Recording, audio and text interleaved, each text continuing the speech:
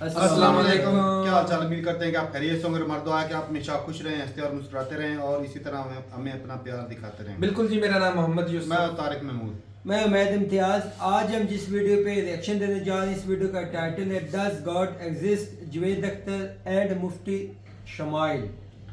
तो ये जी ऑलरेडी हमने एक पार्ट किया था इस वीडियो का, लेकिन वो बड़ी बड़ी अधूरी वीडियो थी, छोटी सी वीडियो थी 6 मिनट की। तो ये डिबेट चौंके 2 घंटे के करीब है। तो हम इसके जो है ना वो पार्ट्स लाएंगे क्योंकि वीडियो काफ़ी लंबी है जी। और अगर ये सारी वीडियो देखेंगे तो वो ना पूरी एक्सप्लेन नहीं हो पाएगी। तो हम ना तकरीबन 30 मिनट के हर रोज़ वीडियो देखेंगे और उस पर रिएक्शन देंगे। तो देखते हैं जी आज वाला पार्ट और अपना रिव्यू पर देंगे। कौन करते 3 2 1 वीडियो स्टार्ट। इस बेहद जरूरी बहस में, डिबेट में आप सभी का बहुत बहुत स्वागत है। मेरा नाम सौरभ द्विवेदी है। मैं इंडिया टुडे हिंदी मैगजीन का और ललन टॉप का संपादक हूं और आज की इस बहस का मॉडरेटर भी। इससे पहले कि ये बहस, जिसका शीर्षक, जिसका टॉपिक है डज गॉड एग्जिस्ट, ये शुरू हो दो विद्वानों के बीच जिनके नाम हैं श्री जावेद अख्तर और श्री मुफ्ती शमाइल नदवी जी, मैं कुछ बुनियादी चीजें आप लोगों को बता दूं ताकि ये बहस व्यवस्थित ढंग से चले, वैसे नहीं जैसी बहसों को देखने के हम इन दिनों आदी हो गए हैं। पढ़ी लिखी अकादमिक बहस। इस बहस का प्रारूप कैसा होगा, इसका स्ट्रक्चर कैसा होगा, पहले मैं आपको यह बता देता हूं। सबसे पहले नौजवान विद्वान मुफ्ती शमाइल नदवी जी 10 मिनट अपनी दलीलें आप लोगों के सामने रखेंगे। उसके बाद जावेद अख्तर साहब 10 मिनट अपनी बात रखेंगे। उसके बाद जिसको हम अंग्रेजी में रिबटल कहते हैं, एक जवाबी दौर रहेगा कि आपने जो कहा मैं उससे मुतमईन हूं कि नहीं हूं और हमने जो कहा। इसके बाद बहस का राउंड 2 शुरू होगा।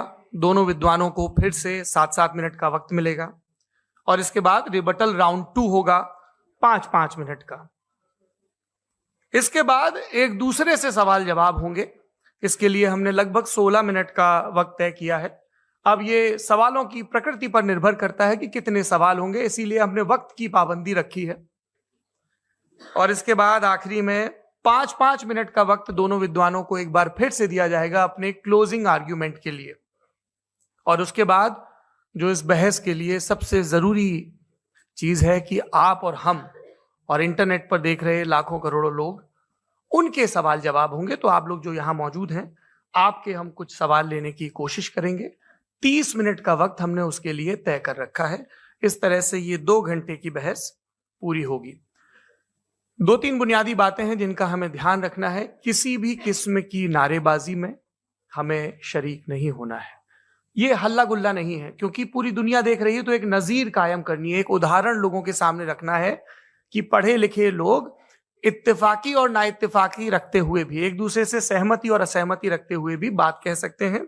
यहां पर मेरे जेएनयू के प्रोफेसर बैठे हैं, पुरुषोत्तम अग्रवाल जी, जिन्होंने हमें क्लास में सिखाया है कि सहमति का साहस और असहमति का विवेक, और इसका ठीक उलट भी, ये बड़ा जरूरी है।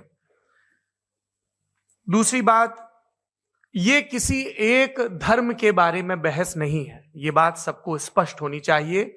किसी धर्म को महान बताने या किसी धर्म को कमतर बताने की ये बहस नहीं है। तो यदि कोई इस उम्मीद से देख रहा है या यहां आया है, तो मैं आपको आश्वस्त करना चाहता हूं कि आपको नाउम्मीदी हाथ लगेगी। इस बहस में बहुत ज्यादा धार्मिक प्रतीकों के इस्तेमाल को लेकर भी ये दोनों लोग जो अभी आपको गंभीर दिख रहे हैं, भले लोग हैं, कल शाम को चाय पर मिले थे, बहुत हंसी मजाक भी इनके बीच हुआ था और गलबैयां डालते हुए एक तस्वीर भी हुई थी। ये इस बात का प्रमाण है कि इंटरनेट पर जो हल्ला मचा हुआ है उसके मुकाबले ये दोनों लोग बहुत ही अच्छे शांत ढंग से बहस के लिए राजी हो गए हैं।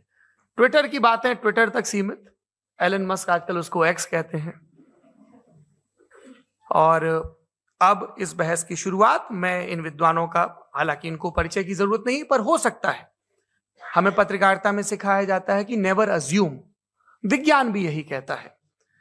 मुफ्ती शमाइल नदवी साहब इस्लामिक विद्वान, शिक्षाविद हैं, कोलकाता के वाहियान फाउंडेशन के संस्थापक हैं, लखनऊ की प्रतिष्ठित दारुल उलूम नदवतुल उलमा से ग्रेजुएशन किया है, सोशल मीडिया और सार्वजनिक मंचों पर अध्यापन और बौद्धिक कामों में सक्रिय हैं और इस समय इंटरनेशनल इस्लामिक यूनिवर्सिटी मलेशिया से पीएचडी कर रहे हैं। अच्छी बात यह है कि पढ़ाई के साथ साथ ट्रैवल ब्लॉग भी बनाते हैं। पेट्रोनस टावर के सामने का ब्लॉग हमने देखा। हमारे साथ जावेद अख्तर साहब हैं। जावेद अख्तर साहब कवि हैं, शायर हैं, गद्य भी लिखते हैं, फिल्मों के लिए संवाद लिखे हैं, गीत लिखे हैं। इससे इतर ये वैज्ञानिक सोच को लेकर या अपने डिक्लेयर्ड एथिज्म को लेकर भी मुखर रहते हैं और अपने तहीं रैशनैलिटी की बात करते हैं। देवियों और सज्जनों, डज गॉड एग्जिस्ट? इस सवाल का जवाब सब अपने अपने तहीं खोजने की कोशिश कर रहे हैं। कोई इसको गॉड डैम पार्टिकल की खोज बताता है, कोई गॉड पार्टिकल की खोज बताता है, कोई हिग्स बोसान की खोज बताता है, कोई ये सवाल जवाब तलाशने की कोशिश करता है कि मास एग्जिस्टेंस में आखिर आया कैसे, हुआ क्या था, सृष्टि के पहले, समय के पहले क्या था। और कोई ये कहता है कि ये सारी खोजें जिस मस्तिष्क में हो रही हैं प्रकृति के क्रम में, वो कैसे विकसित हुआ। मैं उम्मीद करता हूं कि हम आज इन बुनियादी सवालों के कुछ जवाब हासिल करने में कामयाब हों। मैं सबसे पहले मंच पर आमंत्रित कर रहा हूं मुफ्ती शमाइल नदवी साहब को। आइए सर जी।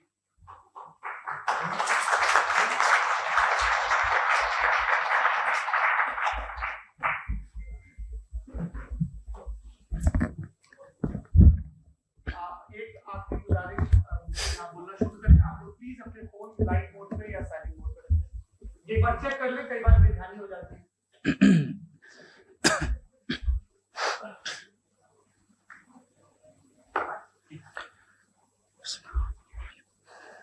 तमाम तारीफें उस क्रिएटर के लिए जिसने इस यूनिवर्स को एक मकसद के तहत पैदा किया है। रिस्पेक्टेड जनाब जावेद अख्तर साहब, मिस्टर सौरभ द्विवेदी और respected audience, thank you all for being here today. आज की डिबेट में चूंकि हम बात करने वाले हैं डज गॉड एग्जिस्ट के टॉपिक पर, तो ये एक ऐसा टॉपिक है जिसके मुताल्लिक कोई भी डिसीजन लेने के लिए अलग अलग स्टैंडर्ड्स हो सकते हैं। लिहाजा डिबेट के शुरू में यह जरूरी है कि हम ये जान लें कि आज के इस टॉपिक में कौन सा स्टैंडर्ड सही होगा और कौन सा गलत होगा। सबसे पहला स्टैंडर्ड जिसे मैं समझता हूं कि हमारे रिस्पेक्टेड जनाब जावेद अख्तर साहब बड़ी तेजी के साथ उसकी तरफ लपकेंगे, वो है साइंस। जबकि साइंस दर हकीकत खुदा के एग्जिस्टेंस को डायरेक्टली साबित करने या उसके एग्जिस्टेंस को डिनाई करने के लिए स्टैंडर्ड नहीं बन सकती। और उसकी वजह क्या है, ये मैं नहीं कह रहा, ये वो लोग कह रहे हैं जो साइंस के एक्सपर्ट्स हैं। नेशनल एकेडमी ऑफ साइंस कहती है science doesn't have the processes to prove और disprove the existence of God. Why? क्योंकि साइंस का ताल्लुक एम्पेरिकल एविडेंस से है और एम्पेरिकल एविडेंसेस का ताल्लुक हमारे नेचुरल और फिजिकल वर्ल्ड से है, जबकि गॉड नॉन फिजिकल और सुपर नेचुरल रियलिटी है। लिहाजा नॉन फिजिकल रियलिटी को आप उस टूल के साथ नहीं चेक कर सकते जिसका काम फिजिकल रियलिटी को तलाश करना है। लिहाजा आज इस डिबेट में गॉड की एग्जिस्टेंस को साबित करने या उसे डिनाई करने में साइंटिफिक एविडेंस को एक्सेप्ट नहीं किया जाएगा। दूसरा स्टैंडर्ड हो सकता है रेविलेशन, कि रेविलेशन के जरिए हम यह साबित करें कि गॉड एग्जिस्ट करता है या नहीं। लेकिन यह स्टैंडर्ड भी आज इररेलेवेंट है। क्यों? क्योंकि रेविलेशन मेरे नजदीक सोर्स ऑफ नॉलेज है, वैलिड सोर्स ऑफ नॉलेज है, लेकिन हमारे जावेद अख्तर साहब के नजदीक यह वैलिड सोर्स ऑफ नॉलेज नहीं है। लिहाजा आज की डिबेट में मैं एक भी एविडेंस किसी भी मजहबी स्क्रिप्चर से नहीं दूंगा ताकि जावेद अख्तर साहब के लिए वो अनएक्सेप्टेबल ना हो। तीसरा जो मेयार हो सकता है वो है ऑब्जर्वेशन, कि भाई कोई कहे कि हमें खुदा दिखाओ, अगर है तो दिखाओ, या ये कि खुदा के एग्जिस्टेंस पर एम्पेरिकल एविडेंस दो। तो ये है दर हकीकत गलत टूल का इस्तेमाल करना। ये ऐसा ही है कि जावेद साहब मुझसे ये मुतालबा करें कि मुफ्ती साहब आप मेटल डिटेक्टर के जरिए प्लास्टिक डिटेक्ट करके दिखाएं। अब चूंकि प्लास्टिक डिटेक्ट नहीं हो पा रही है लिहाजा plastic does not exist. No, you are using the wrong tool. इस टूल से प्लास्टिक को डिटेक्ट नहीं किया जाता। लिहाजा मैं समझता हूं कि गॉड के एग्जिस्टेंस पर एम्पेरिकल एविडेंस का मुतालबा करना एक बचकाना मुतालबा है, और हमारे रिस्पेक्टेड जनाब जावेद अख्तर साहब इस स्टेज से अब बहुत आगे निकल चुके हैं।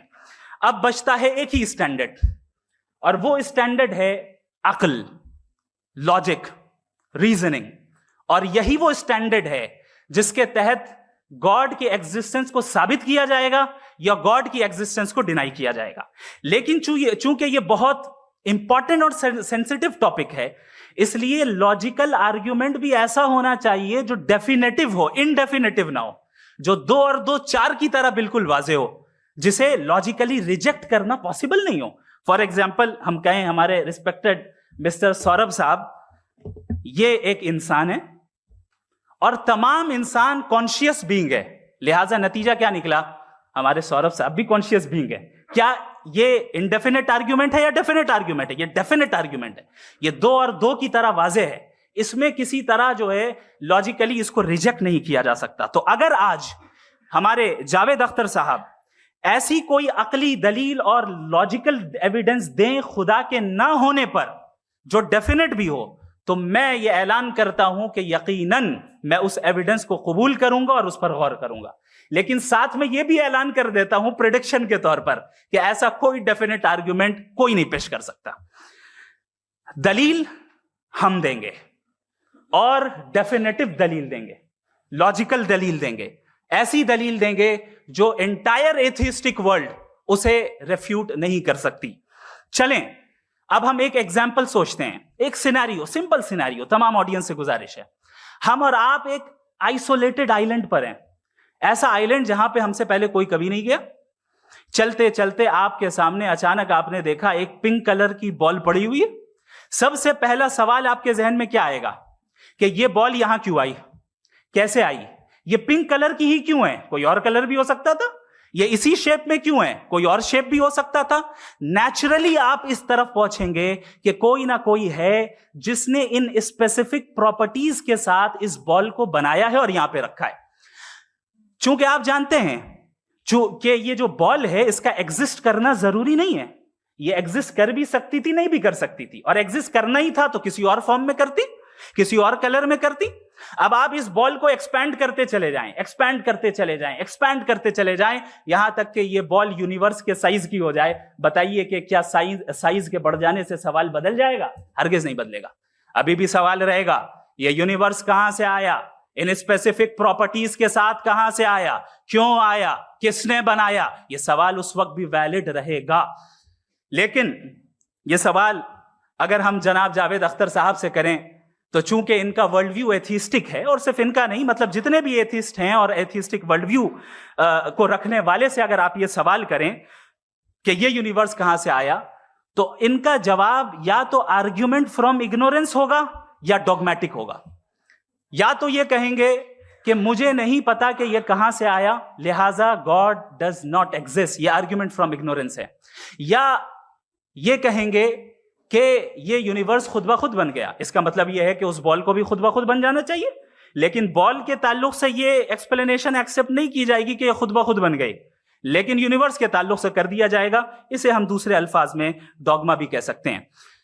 दूसरी चीज, हमारे जावेद अख्तर साहब जरूर गॉड ऑफ गैप्स की मिसाल भी जरूर देंगे, और मिसाल देंगे कि पहले जमाने में बिजलियां कड़कती थी तो लोगों ने किसी एक खुदा की तरफ, और बारिश होती थी तो दूसरे खुदा की तरफ मंसूब कर दिया, उनके पास दलील नहीं थी।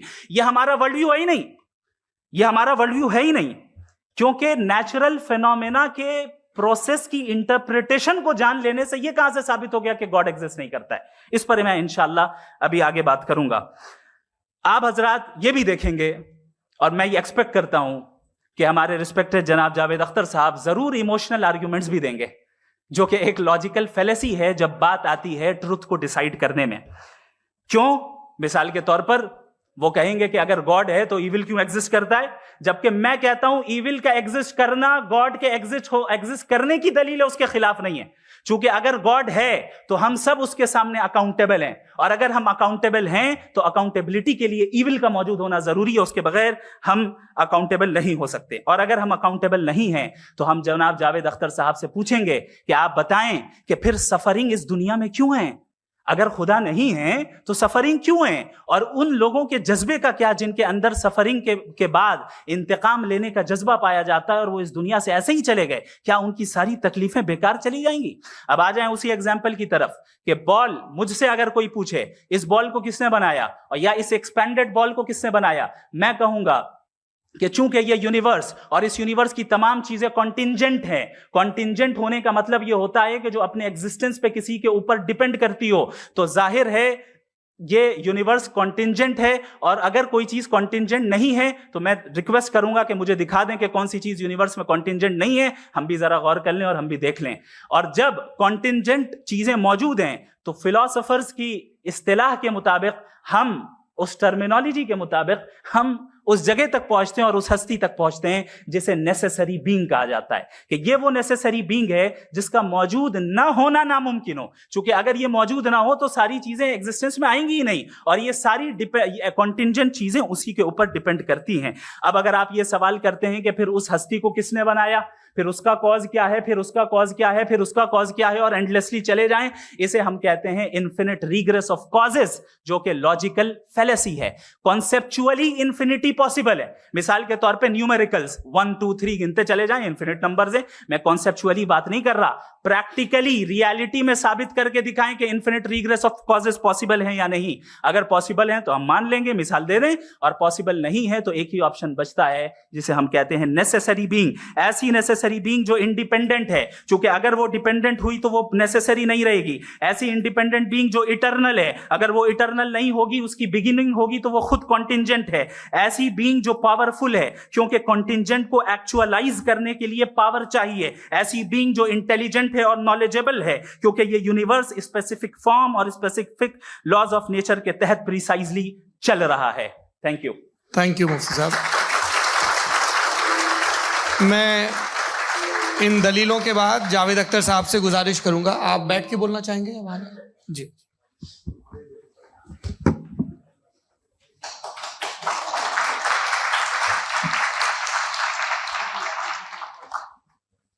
पहले तो मैं मुफ्ती साहब को एक अच्छी खबर देना चाहूँगा कि मेरी नॉलेज साइंस के बारे में बड़ी मामूली है, तो आप फिक्र ना करें उसकी, लेकिन कुछ कॉमन सेंस है मुझ में। देखिए, ये खुदा का तस्वुर कोई नया तस्वुर नहीं है, ये सदियों से रहा है। ये कुछ रिलीजन 3000 साल पुराने होंगे, 4000 साल पुराने होंगे, लेकिन इंसान कोई 10,000 12,000 साल से एग्जिस्ट करता है होमोसेपियन की शक्ल में, और हमेशा कुछ ना कुछ मजहब रहे। ये मजहब जाहिलों के नहीं थे, ये मजहब एक ऐसी ग्रीक सोसाइटी के थे जहाँ बड़े बड़े फिलोसफर पैदा हुए। ये मजहब इजिप्शियंस के थे जिन्होंने पिरामिड्स बनाए थे।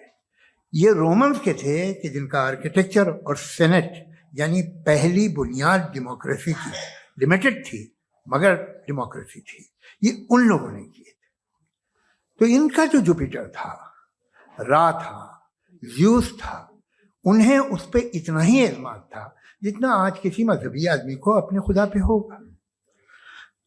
क्रिश्चियनिटी आने से पहले यूरोप में एक मजहब था, जर्मेनिक रिलीजन। उसका एक खुदा था, उसकी एक बीवी थी, उसके 2 बेटे थे, एक बेटी थी। फिर जर्मनी में जब यूरोप में क्रिश्चियनिटी आई तो वो खुदा, उसकी बीवी और पूरे खानदान चला गया। तो हमने, अगर हम हिस्ट्री देखें तो खुदा जो है वो ज़्यादातर फ़ानी है, वो हमेशा रहे नहीं। और वो जो लोग इन्हें मानते थे उनको आप कहें वो तो जाहिल थे, उन्हें तो कुछ पता ही नहीं था, ऐसा नहीं है। वो अपने वक्त में बड़े काबिल लोग थे और अपने वक्त में उन्होंने बड़े बड़े काम किए हैं, फिलोसफर्स थे, साइंटिस्ट थे। लेकिन उनका मजहब कहाँ गया, उनके खुदा कहाँ गए? आज जो खुदा हैं दुनिया में लोग उन्हें मानते हैं।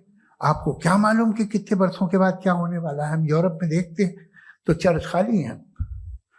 तो वक्त के साथ चीज़ें बदलती हैं। जहाँ तक इसका ताल्लुक है मजहबों का, हर मजहब आपसे एक चीज़ मांगता है, फेथ। ये फेथ क्या चीज़ होती है? What is the difference between faith and belief? ये तो बहुत ही अहमकाना बात होगी कि कोई आदमी कहे साहब अगर खुदा है तो मुझे दिखाइए। ये तो जाहिलाना बात हुई। मैंने तो नॉर्थ पोल नहीं देखा है, मगर मैं मानता हूँ कि नॉर्थ पोल है। मैं क्यों मानता हूँ? इसलिए कि अगर ये दुनिया राउंड है तो उसका कोई टॉप होगा। कुछ लोग हैं जो वहाँ गए भी हैं, कॉमन सेंस कहता है कि ऐसा होगा, सबूत है, गवाह है, रीजन है। तो ये मेरा फेथ नहीं है। तो फेथ में और बिलीफ में डिफरेंस क्या है? जो मजहब मांगता है आपसे, हर मजहब फेथ मांगता है। फेथ का मतलब ये है कि ना कोई गवाह हो, ना कोई सबूत हो, ना कोई रैशनल हो, ना कोई लॉजिक हो, ना कोई प्रूफ हो, मगर तुम एक बात को मानो। ये है फेथ। वरना बिलीफ होता। अगर इसमें कुछ भी सबूत होते, गवाह होते, तो फिर इसे आप बिलीफ कहते। जैसे मेरा बिलीफ है कि नॉर्थ पोल है, मेरा फेथ थोड़ी है। फेथ इन तमाम शर्तों को रद्द करता है। तो फिर स्टुपिडिटी क्या है? अगर मैं एक बात ऐसी मानूं जिसकी ना कोई लॉजिक है, ना कोई रैशनल है, ना कोई प्रूफ है, ना कोई गवाह है, ना कोई सबूत है, और मैं उसे मानूं, तो ये स्टुपिडिटी हुई। इसे ही भाई कल को मैं यकीन कर लूं कि एलॉन मस्क जो है मेरा भाई है, तो मुझे इंतहाई खुशी होगी, सुकून भी बहुत मिलेगा मुझे। लेकिन और कहे भाई क्यों मानते हो, क्या सबूत है भाई, वो तो अमेरिकन है और तुम तो इंडियन हो, वो तो नस्ल अलग है, तुम्हें कभी मिले भी नहीं। साथ देखिए मेरा फेथ है, इस पे बात न किया। फेथ का मतलब ही यह है कि आप प्रूव नहीं कर सकते। अगर आप प्रूव कर सकते हो तो फेथ की जरूरत ही नहीं, फिर तो आप बात करेंगे, आप कितनी बहस कर लीजिए। अल्टीमेटली दुनिया का हर मजहब फेथ पे टिका है, और फेथ का मतलब है एक ऐसा यकीन जिसका कोई सबूत, कोई गवाह, कोई रैशनल नहीं। अब आप ये कहें, क्या आप ये क्यों कह रहे हैं कि साहब ये कायनात किसने बनाई? कमाल ये है कि आपने बताया कि एक आइलैंड पे गए और एक बॉल देखी। आपने ये नहीं कहा कि आइलैंड किसने बनाया, आपको सिर्फ बॉल पे हैरत हुई। हमने आइलैंड पे हमने हैरत नहीं की, होते हैं आइलैंड। इसी तरह ये आइलैंड है, सितारे, ये गैलेक्सीज, ये सब आइलैंड हैं, खला में।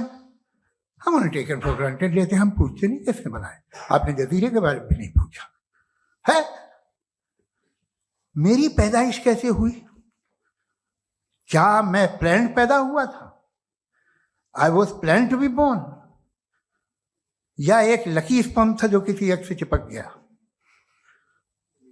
मेरी पैदाइश रैंडम। और इंसाफ जिसे आप कहते हैं, इंसाफ का तो नेचर से कोई वास्ता ही नहीं। जो आप कहते हैं कि एक दिन इंसाफ मिलेगा, इंसाफ is a human concept. Nature में कोई इंसाफ नहीं। अगर शेर हिरन को खा जाता है तो उसे कोई सजा नहीं मिलती। अगर एक आंधी आती है और हरे भरे पेड़ों को उखाड़ के फेंक देती है तो आंधियों की जेल नहीं होती है। नेचर में इंसाफ नहीं, इसलिए मुझे नेचर को इंसाफ की जरूरत भी नहीं।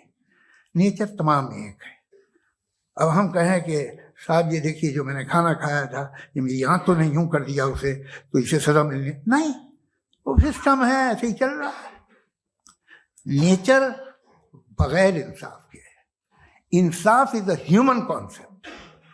तो जो आपसे कहता है कि मैं तुम्हें इंसाफ दूंगा, वो इंसानी जहन की पैदावार है। ये नेचुरल है ही नहीं, ये आसमानी है ही नहीं। नेचर का तसव्वुर, इंसाफ का तसव्वुर। भाई आप साथ मिलते हैं, अब आप लेफ्ट हैंड ड्राइव करते हैं, ये क्या है? तमाम सच, तमाम नेकी, तमाम शराफत लेफ्ट हैंड ड्राइव है। वरना क्या होगा, या तो आप क्रॉस कर देंगे, आपका एक्सीडेंट हो जाएगा, या आप किसी को मार देंगे, या ट्रैफिक जैम हो जाएगा। झूठ, बेईमानी, रिश्वतखोरी, ये तमाम जो है driving on the wrong side, इसके ऊपर कुछ नहीं। ये तो हमने बनाया, जैसे हमने लेफ्ट हैंड ड्राइव बनाई है। ये कॉन्सेप्ट ऑफ इंसाफ जो है ये हमारा है, इसका नेचर से कोई वास्ता नहीं। शेर खा जाता है हिरन को, उसे जेल होती है क्या? कुछ भी नहीं, है ही नहीं। तो ये जो दुनिया के रिलीजन प्रॉमिस करते हैं आपसे इंसाफ, इसी से मालूम होता है कि ये मैनमेड है। ये तसव्वुर कहीं और का है ही नहीं। जो नेचर है, कुछ लोग कहते हैं नेचर ही खुदा है, तो नेचर में तो इंसाफ नहीं कहीं।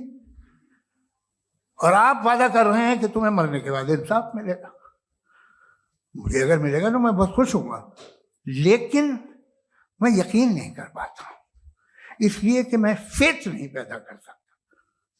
The very fact that religion demand faith, इसका मतलब है कि उनके पास जस्टिफिकेशन नहीं है। अच्छा साहब, फिर रिलीजन अगर मॉडरेशन में है, कोई सा भी रिलीजन, वो आप में कुछ खूबियां भी पैदा करता होगा। देखिए उससे ये फायदा है, वो फायदा है। अल्कोहल जो है वो ज्यादातर दवाओं में यूज होती है, और एक सर्वे किया गया था अमेरिका में कि लॉन्जेटिविटी किन लोगों की है। तो एक तरफ वो लोग थे जो शराब पीते ही नहीं थे, और एक तरफ वो थे जो एक बोतल शराब रोज पीते थे। सबसे ज्यादा लंबी उम्र उनकी है जो 2 पैक नाप के शराब पीते हैं और खाना खाते हैं। मगर हम शराब को बुरा समझते हैं, मैं भी बुरा समझता हूँ। क्यों? ऐसा होता नहीं। कुछ चीजों में आदत होती है कि वो बढ़ती है। आज तक में एक आदमी दूध पीता है, आप 10 साल बाद भी मिलेंगे तो एक ही गिलास पीता होगा। ऐसा नहीं होता, सुबह से दूध पीता रहता है। मिल्कोहलिक मैंने नहीं देखे, अल्कोहलिक होते हैं। ये टेंडेंसी है मजहब की कि वो बढ़ता है, जैसे कैंसर बढ़ता है, जैसे शराब बढ़ती है। कुछ लोग होंगे जो उसे सही तरह से यूज करते। मुझे यकीन है कि हमारे मुफ्ती साहब भी उनमें से एक, इनसे बहुत खुशी हुई मुझे इनसे मिलकर। लेकिन कितने लोग हैं कि आज आप देखते हैं दुनिया में जो तबाहियां हैं, इनमें कितना हाथ है उन लोगों का जो बिलीवर कहते था मजहब ये नहीं कहता, ना कहता होगा, मगर जब ये मजहब पीते हैं तो ऐसे बिहेव करते हैं। थोड़ा सा अगर हो तो शायद बहुत अच्छी बात, लेकिन शराब थोड़ी सी नहीं रहती, उसमें टेंडेंसी है पहले। थोड़ा सा अगर 2-3 कैंसर के सेल हो ना बॉडी में तो आदमी सिम रहेगा, लेकिन वो 2-3 सेल नहीं रहते, वो मल्टीप्लाई होते हैं। जावेद साहब, टाइम पूरा हो गया। टाइम हो गया तो बस बात खत्म हो गई। अच्छा, मुझे कुछ और कहने को था भी नहीं। जी, मैं पहले जवाबी दौर के लिए इनवाइट कर रहा हूं मुफ्ती साहब को। Your rebuttal round 1, you have 7 minutes.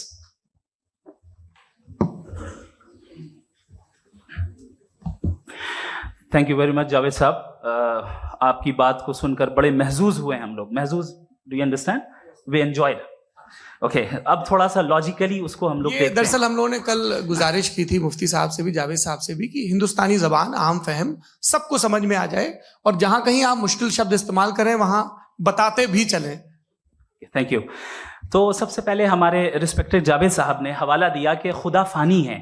कितने मजहब आगे चले गए, किसी ने जुपिटर को खुदा माना, किसी ने किसी को माना। मैं कहता हूं जिसने कॉन्टिंजेंट चीज को खुदा माना, गलत माना, वो खुदा ही नहीं, वो खुदा ही नहीं है। हम तो नेसेसरी बीइंग को साबित करने बैठे हैं, वो नेसेसरी कॉज जो इटरनल है, जो अबदी भी है और अजली भी है। हम किसी और को साबित करने नहीं बैठे। दूसरी चीज उन्होंने कहा कि फेथ एंड बिलीफ, ये एक ऐसी डेफिनेशन है फेथ की जो इन्होंने पहली मर्तबा पेश की है, या माफ कीजिएगा, इन्होंने पहली मर्तबा पेश नहीं की है, रिचर्ड डॉकिंस ने पहली मर्तबा पेश की है। मुझे मालूम है ये सोर्स कहां से है। एपिस्टेमोलॉजिकली फेथ और बिलीफ का फर्क आप इस तरह नहीं कर सकते सर। फेथ सही भी होता है, गलत भी होता है, बिलीफ सही भी होता है, गलत भी होता है। जो लॉजिक, रीजन और एविडेंस से बैक्ड होगा वो फेथ सही होगा। और आप जिस फेथ की बात कर रहे हैं कि इलॉजिकल है और उसके पीछे नहीं है, तो we are on the same page. हम नहीं मानते उस फेथ को। जो फेथ ऐसा हो जिसके पीछे कोई लॉजिक ना हो, एविडेंस ना हो, हम नहीं मानते। हम तो उस फेथ के कायल हैं जिसके पीछे लॉजिक हो और एविडेंस हो। तो बिलीफ सही भी होता है, गलत भी होता है, फेथ भी सही होता है और गलत भी होता है। तो आज फेथ और बिलीफ के डिफरेंस पे बात नहीं हो रही। आज आप चाहे फेथ एक्सेप्ट कर लें या बिलीफ एक्सेप्ट कर लें, आज ये बात होगी कि ट्रूथ क्या है।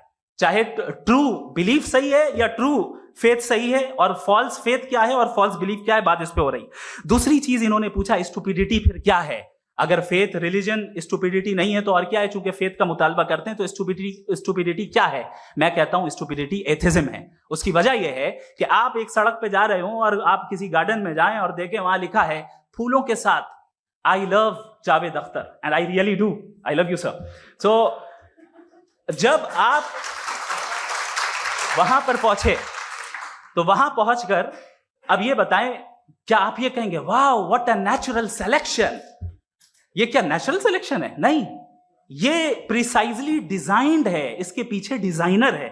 लिहाजा अगर कोई एक ऐसी कॉमन सेंस की बात को कबूल नहीं कर रहा है कि यूनिवर्स जो इतने प्रिसाइजली काम कर रहा है, हम कह दें कि खुद ब खुद बन गई, मैं समझता हूं इससे बड़ी स्टुपिडिटी और कुछ नहीं है।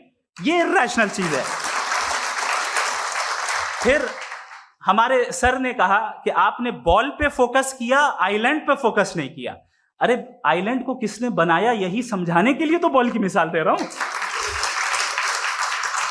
और बॉल भी कॉन्टिंजेंट है, आइलैंड भी कॉन्टिंजेंट है, दोनों नेसेसरी बीइंग का मुतालबा करते हैं। आगे इन्होंने कहा कि नेचर में कोई इंसाफ नहीं है, हम डिसाइड करते हैं कि मोरालिटी क्या होती है, इंसाफ क्या होता है, हम डिसाइड करते हैं। जैसे ड्राइविंग सीट में ट्रैफिक वाला, ये तो किसी खुदा ने नहीं कहा, ये है, इसे कहते हैं फॉल्स इक्विवेलेंस। ये एक लॉजिकल फेलेसी है। आपने जो है मिसाल दी ड्राइविंग की और ट्रैफिक की, ये सब्जेक्टिव मोरालिटी है। आप सब्जेक्टिव मोरालिटी को मिसाल बनाकर ऑब्जेक्टिव मोरालिटी के ऊपर नहीं थोप सकते। इंसाफ की ऑब्जेक्टिव मोरालिटी है। अगर आप ये कहते हैं कि नेचर में इंसाफ नहीं है तो इंसाफ का न होना ये नेचुरल हुआ, तो फिर नेचर को नेचर रहने दे, क्यों हम इतना स्ट्राइव कर रहे हैं दुनिया में इंसाफ लाने के लिए? ये तो इलॉजिकल बात है, इर्रेशनल बात है। इसलिए बहुत सी चीजें ऐसी हैं जो ऑब्जेक्टिवली जो है इविल या गुड हैं, और बहुत सी चीजें ऐसी हैं जो सब्जेक्टिवली हैं। सब्जेक्टिवली जो मोरल होता है या इमोरल होता है उसको हम सोशल कंसेंसस से या पर्सनल प्रेफरेंस से डिसाइड करते हैं। लेकिन जो ऑब्जेक्टिव मोरालिटी है, जिसमें इंसाफ आया, जो इन्होंने बार बार रिपीट किया, ये ऑब्जेक्टिव है, सब्जेक्टिव नहीं है। अगर आप कहते हैं ये सब्जेक्टिव है तो मेरा सवाल आपसे ये है, क्या सोशल कंसेंसस के जरिए अगर जुल्म को सही करार दे दिया जाएगा तो आप जुल्म को जस्टिफाई करेंगे? दूसरी चीज इन्होंने ये कहा कि 2 पैक शराब पी लें तो वो उतने पे नहीं रहता, बढ़ जाता है। यही मामला मजहब के साथ है। 2 पैक आप पी लें बढ़ेगा। तो ये एक ऐसी मिसाल है, इसको कहीं भी फिट कर लें कि आप एथिज्म पे जब फिट करें, जब आप 2 पैक एथिज्म का लेंगे ना तो वो बढ़ बढ़ के नॉर्थ कोरिया बनेगा। Thank you. चलें जी, वीडियो स्टॉप कर दी है। बड़ी मतलब अच्छी डिबेट मैं बोलूँगा कि जो जावेद अख्तर के जो उन्होंने मुद्दे उठाए उस पर भी चर्चा हुई, शानदार अल्फाज के साथ, तमीज के दायरे में रहते हुए। मजा जो है ना इस डिबेट का ये है कि भाई अपने आप में से बाहर नहीं निकले जी। जो इखलाकियात को मद्देनजर रखा उन्होंने मेरी बात सुना, जब शुरू में वीडियो कर रहे थे उन्होंने प्रोग्राम ऐसे एक्सप्लेन किया हुआ था कि जब एक बंदा बोलेगा दूसरा चुप रहेगा, हर बंदे को 6-6, 7-7 मिनट दिए ताकि अपने वो मुद्दा रख सके। मुझे लगता है ये अच्छी चीज थी, ताकि बहसों मुबाहिसे में एक दूसरे के गिरेबान बदतमीजी वाले जिम्मे में नहीं आए। ये अक्सर जो है ना हो जाता है, ये मीडिया पे जो डिबेट करवाते हैं ना, वो तो भाई साहब गाली गलौज वाली हो जाती है।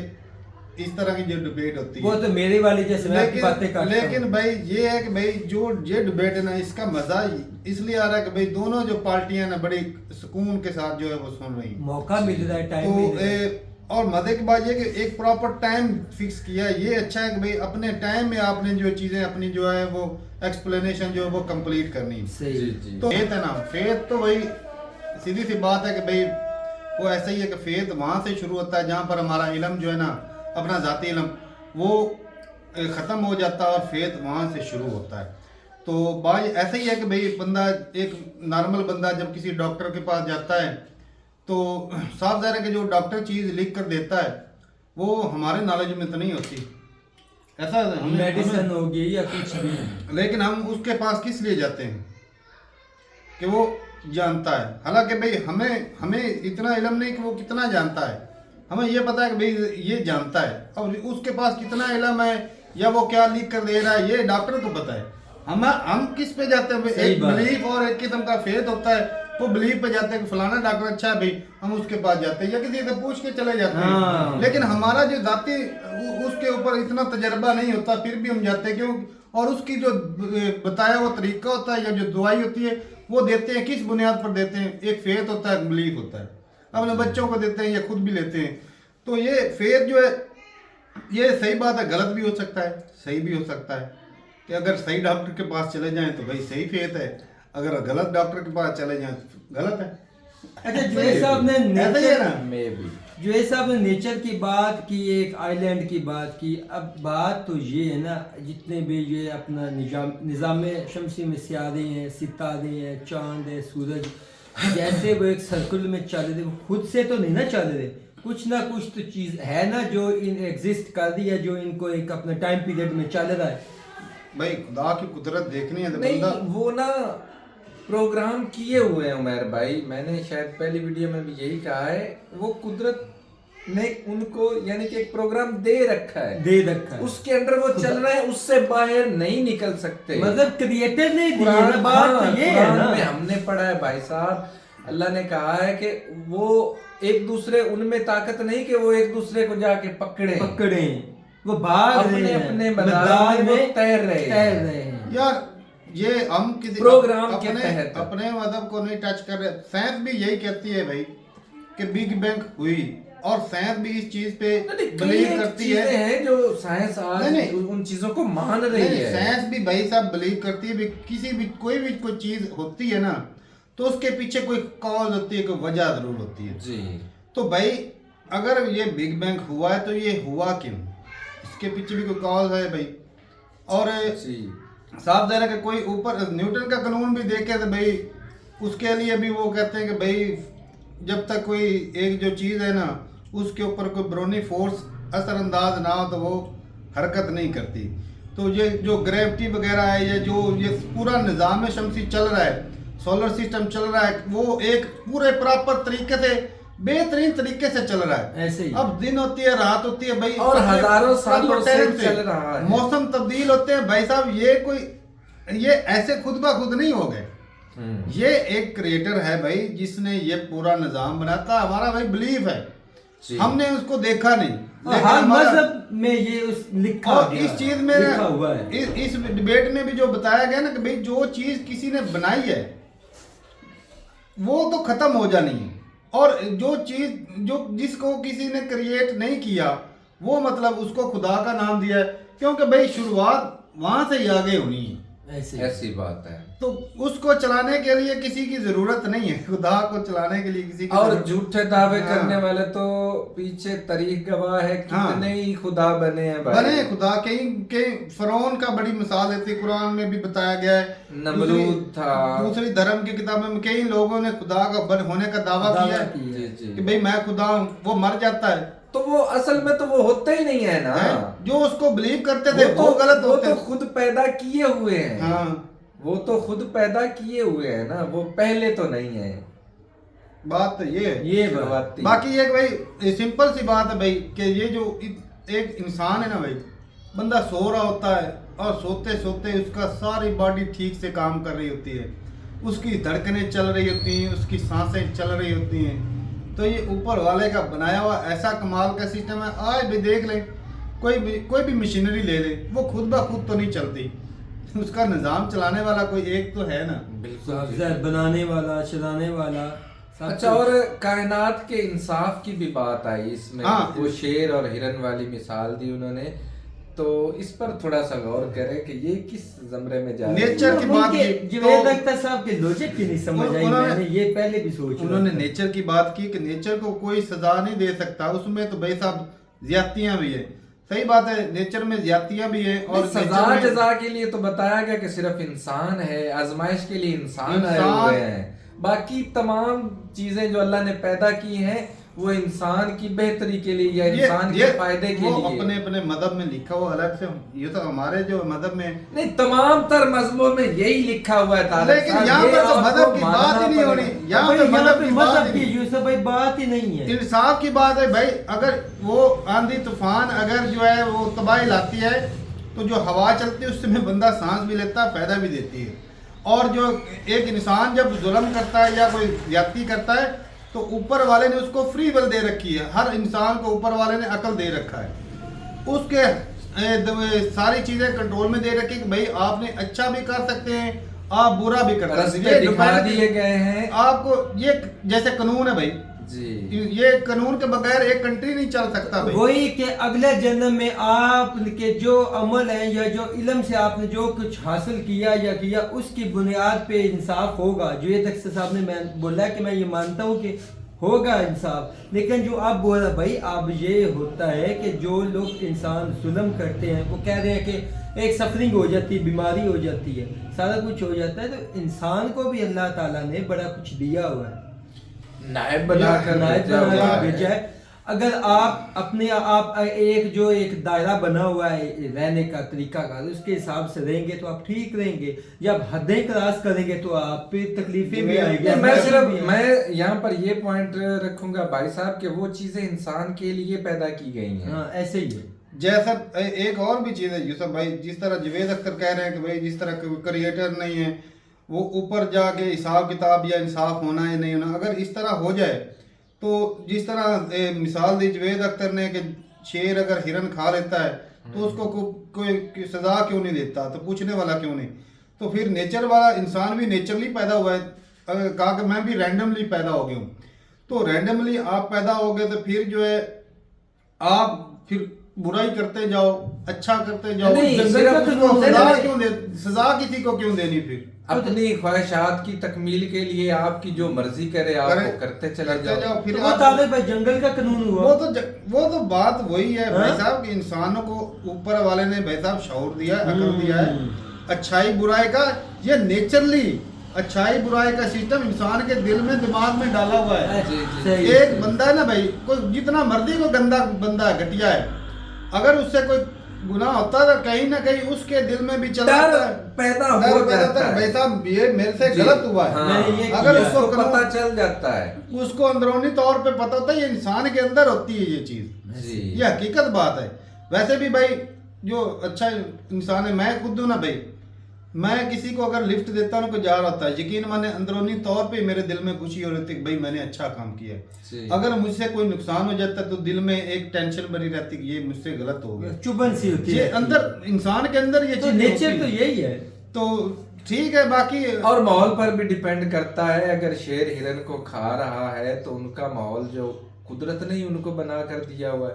जानवर अब देख ले जिस माहौल में है, कईयों के तो कलर रंग सेम वो दिखता ही नहीं है उस माहौल में। हाँ वो उस माहौल में दिखता ही नहीं है। अब ये सारा खेल कुदरत ने रचाया हुआ है भाई साहब, ऐसे ही। और उतना हमारा इल्म नहीं है, हम नहीं हमारा इल्म नहीं है। लेकिन ये कि भाई ये जो निज़ाम है ना, जो दुनिया चल रही है इतने अच्छे तरीके से चल रही है, पूरा सोलर सिस्टम चल रहा है, तो ये भाई साहब ऐसे रैंडमली नहीं चल रहा, इसको चलाने वाला एक है जी जो पूरा सिस्टम कंट्रोल कर रहा है।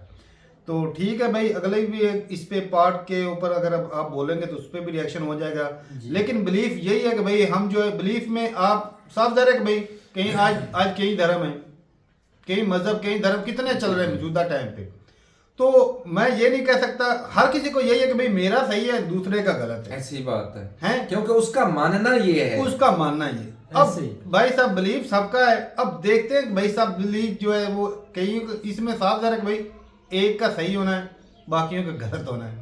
ये इतने जो मजहब बने हुए नहीं, वो बाकी चलो इख्तिलाफ हो सकते हैं, लेकिन मजहबों में एक कॉमन चीज तो ये है कि खुदा है। हाँ, क्रिएटर है, एक कॉमन खुदा है। Base is way does God exist, creator है, ये तो कॉमन चीज है। आगे तो उनके अपने इख्तिलाफ, अपनी ईमानदारियां, वो अलग अपने मफादात आ जाते हैं। ये हकीकत है भाई कि बिलीफ है कि भाई एक क्रिएटर है जिसने भाई साहब पूरी दुनिया पूरी कायनात बनाई है। तो ठीक है भाई, अपनी रात रूपताई का कमेंट सेक्शन में अगले पार्ट पे भी बोलेंगे, उस पर भी रिएक्शन हो जाएगा। लेकिन ये भाई साहब जिंदगी में पहली बार ऐसी डिबेट लगी जिसमें यकीन माने मजा आया, काफी चीजें सीखने को मिलेगी। हालांकि मुफ्ती साहब की जो कई बातें कई वर्ड्स हैं वो भाई कई समझ नहीं भी आती समझ, लेकिन ये कि भाई वो गए लेकिन बड़े माहौल में डिबेट हो रही है कि नहीं, वो प्यार से रोस्ट भी कर रहे हैं। पहले तो भाई वो जावेद अख्तर ने कहा ना कि मजहब को फॉलो करने वाले स्टूपिड होते हैं, स्टूपिड होते हैं, तो इस तरह करके बात की थी। तो इसीलिए उन्होंने ये टाउट किया। एक्शन का रिएक्शन हुआ। उन्होंने बोला कि 2 पैक लगाने से उनका बढ़ जाता है, स्टुपिडिटी बढ़ जाती है। तो उन्होंने कहा कि भाई जिस तरह आपने बोला ना, उन्होंने कहा कि भाई इतनी जब 2 पैक लगाते हैं और बढ़ती बढ़ती बढ़ जाती है, नॉर्थ कोरिया बन जाता है। तो ठीक है भाई, अपनी रात रूप तक आप अपने सेक्शन में मिलते नहीं वीडियो के साथ, तब तक के लिए इजाजत दें। अल्लाह हाफ़िज़।